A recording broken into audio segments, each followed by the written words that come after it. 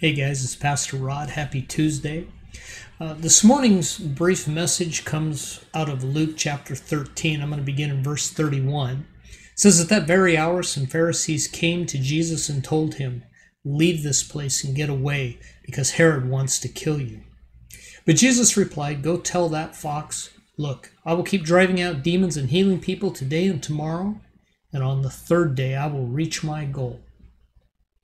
As I was thinking about this, I remembered back some years ago, I had been at the Bible College of Wales, and one of the men there had been, the Lord had charged him with selling a building.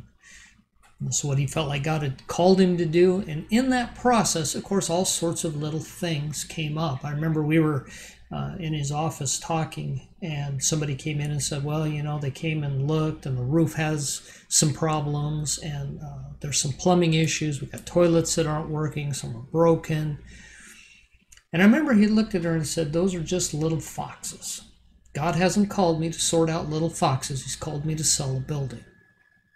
And I thought how profound that actually was.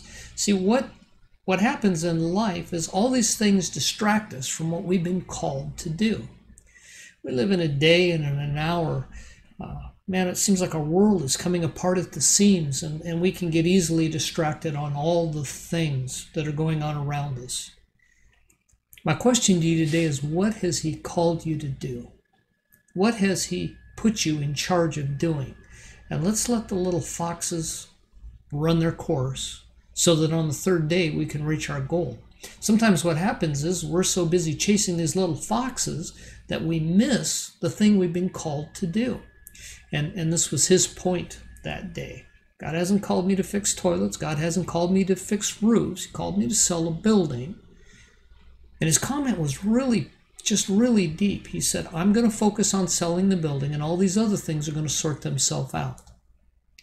This is the depth and the truth of wisdom. And so today, friends, I would just ask you, what little foxes have poked their heads up in your life? What things are drawing your focus off what your focus is supposed to be on?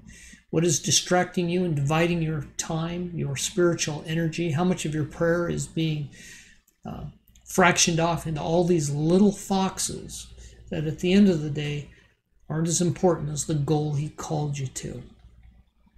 Today, look at what's going on around you. Pick the thing that's more important and focus your spiritual time, your prayer time.